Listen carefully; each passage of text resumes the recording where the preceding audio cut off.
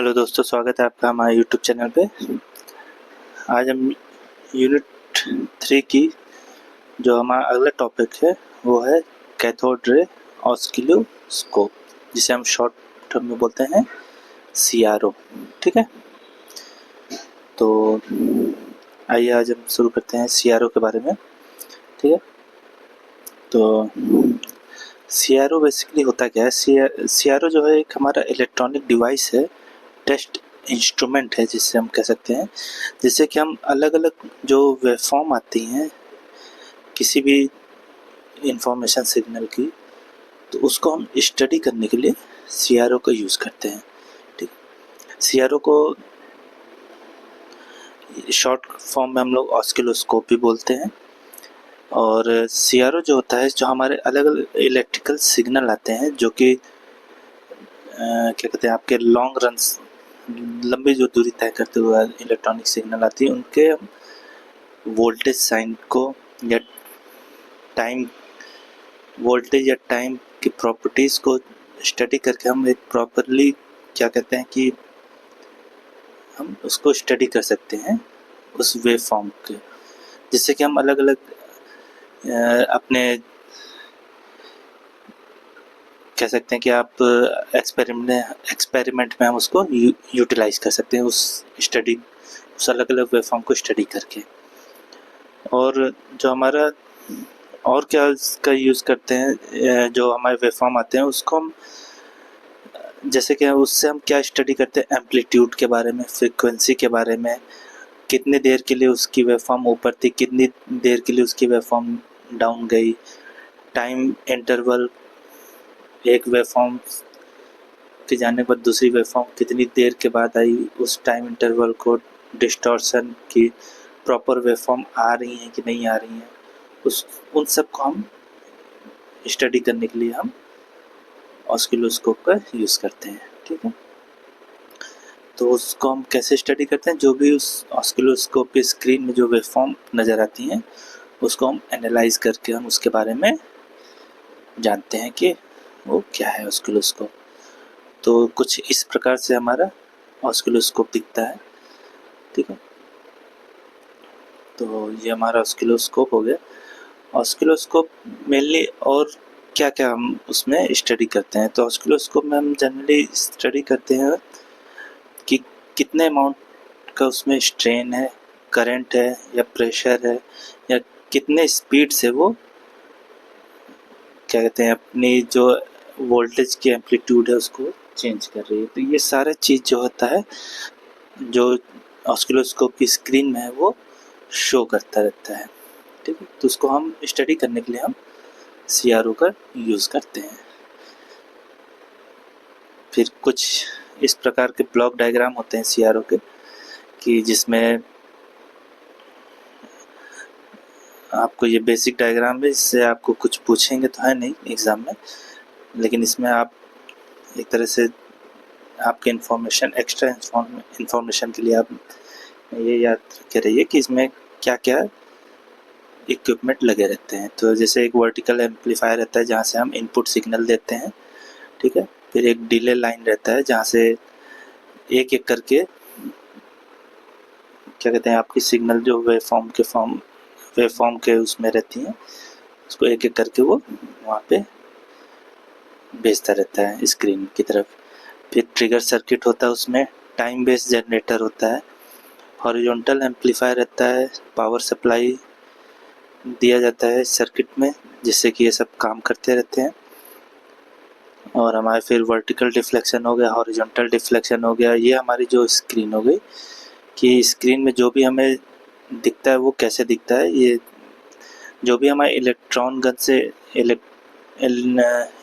से जो भी इलेक्ट्रॉन जो हमारी रिलीज़ होती है, वो इसी स्क्रीन पे ही जाके वो स्ट्राइक करती है, जिससे कि हमें वो इमेज दिखती है कि हमें जो भी वेवफॉर्म की जो भी इमेज आई है वो सब हमें इसी के ही थ्रू दिखता है। तो जो उसके बेसिक जो कंस्ट्रक्शन होते हैं वो कैसे बनता है, तो CRT होगा, कैथोड रे ट्यूब, जो कि हमारा जो स्क्रीन होता है, इलेक्ट्रॉनिक गन जहाँ से इलेक्ट्रॉन रिलीज होता है, डिफ्लेक्टिंग प्लेट, जो कि हॉरिजॉन्टल और वर्टिकल जो डिफ्लेक्टिंग प्लेट रहते हैं, जिससे कि इलेक्ट्रॉन को उस इमेज के रिक्वायरमेंट के थ्रू उसको डाइवर्ट करते रहते हैं। फ्लोरोसेंट स्क्रीन या CRT, जो जिसमें वो इलेक्ट्रॉन जो है स्ट्राइक करते हैं। ग्लास एनवलप, जिसमें वो कि पूरा जो आपका CRT है उसको उसी के अंदर वो सारे फंक्शन होते रहते हैं, तो वो ग्लास एनवलप के अंदर होते हैं। ठीक है, तो ये हमारा हो गया कुछ कंस्ट्रक्शन। अब कैथोड में जो अलग अलग टाइप के सिग्नल्स आते हैं, अलग अलग चीज़ के लिए हम लोग स्टडी करते हैं। तो जो इलेक्ट्रिक सिग्नल आते हैं उसमें हम क्या क्या स्टडी करते हैं, तो इलेक्ट्रिक जो सिग्नल आते हैं उसमें हम स्टडी करते हैं उसके एम्पलीट्यूड के बारे में, उसके टाइम पीरियड के बारे में, उसके फ्रीक्वेंसी के बारे में।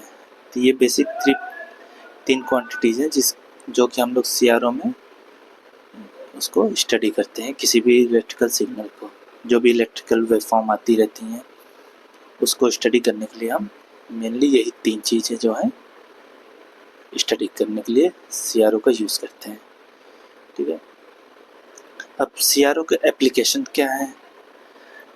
तो CRO के एप्लीकेशन आपके हैं कि वेवफॉर्म को एनालाइज करना, टाइम डोमेन को एनालाइज करना, पल्स या ट्रांजिशन टाइम मेजरमेंट कि कितने एम्पलीट्यूड से वो पल्स ऊपर आए हैं या फिर कितनी फ्रीक्वेंसी से वो पल्स जनरेट कर रहा है, उस चीज़ को मेज़र करने के लिए हम यूज़ करते हैं CRT का। वोल्टेज मेज़र करने के लिए हम लोग यूज़ करते हैं आपका ऑस्किलेटर टेस्टिंग हो गया कि कितने फ्रीक्वेंसी से वो वाइब्रेट कर रहा है। फ़िल्टर टेस्टिंग के लिए कि जो भी हमने सिग्नल भेजा है उसको फ़िल्टर करने के बाद वो प्रॉपर ओरिजिनल सिग्नल में ही रहे, मतलब जो हमने ओरिजिनल मैसेज भेजा वो, और फ़िल्टर जो भी छोटे मोटे जो डिस्टॉर्शन रहे उस सिग्नल में उसको फ़िल्टर करके प्योर फॉर्म में ही वो मैसेज आगे भेजता रहे। तो उसके लिए हम लोग CRO का यूज़ करते हैं। फ्रीक्वेंसी मेजरमेंट के लिए हम लोग यूज़ करते हैं कि कितनी फ्रीक्वेंसी से हमें कोई भी सिग्नल भेजना है, जैसे कि हमें जो भी आउटपुट चाहिए वो कोई भी उसमें डिस्टॉर्शन ना रहे। ट्रांसिएंट एनालिसिस हो गया आपका, मेजरमेंट ऑफ फेस और साउंड और वीडियो एप्लीकेशन के लिए भी हम CRO यूज़ करते हैं। जैसे कि जो हमारे आप कह लीजिए टेलीविज़न हो गए या फिर रेडियो हो गया, ये सब के लिए भी हम CRO यूज़ करते हैं उसको एनालाइज करने के लिए। एडवांटेज भी कुछ होती हैं CRO की, भाई इतनी चीज़ें अगर हम इसमें स्टडी कर सकते हैं तो उसके एडवांटेज क्या है कि हमें रियल टाइम विजुअलाइजेशन मिल जाता है, उसमें हमें सिग्नल को ऑब्जर्वेशन कर आराम अच्छे से कर सकते हैं। इसकी जो एक्यूरेसी रहती है बहुत ही हाई रहती है, ये आराम से अंडरस्टैंडिंग इंस्ट्रूमेंट है, इसको हम आसानी से यूज़ कर सकते हैं। इसको हम एजुकेशन पर्पस से भी यूज़ कर सकते हैं। आपके जितने भी टेक्निकल इंस्टीट्यूट रहते हैं वहाँ पे आपको इसके प्रैक्टिकल करके दिखाए जाते हैं।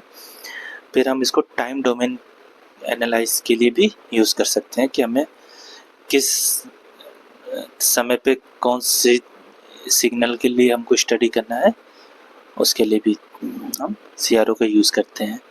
इसके अब कुछ डिसएडवांटेज भी हैं। डिसएडवांटेज क्या है कि जो भी इलेक्ट्रोमैग्नेटिक इंटरफ्रेंस रहती है उसको ये स्टडी नहीं कर सकता।